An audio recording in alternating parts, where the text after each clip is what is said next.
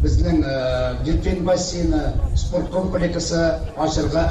Верхнем Услоне «Жемчужина», в Камских полянах «Аквамарин», в Апастово «Дельфин». Все 6 районов на видеосвязи с Мамадышем, который стал главной площадкой одновременного запуска новых бассейнов. Здесь открыла двери лагуна. 8 бассейн башлады, желісін мәне бүгін. Ашабыз бірісі районында бір ай ішінде ашылашақ.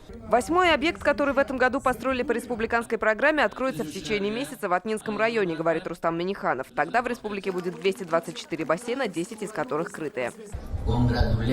Сюрприз – поздравления президента Федерации водных видов спорта ФИНА. Вы год от года не только сохраняете, но и развиваете водный спорт. Это то, что нужно для здоровья населения, говорит Хулио Маглиони.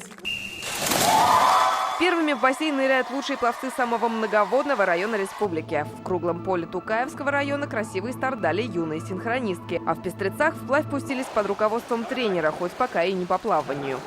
На данный момент многие не умеют у нас плавать. И вот это мы замечаем во время сдачи норм ГТО. В комплексе ГТО у нас входит именно раздел плавания. Вот это для нашего района был очень вот такой момент.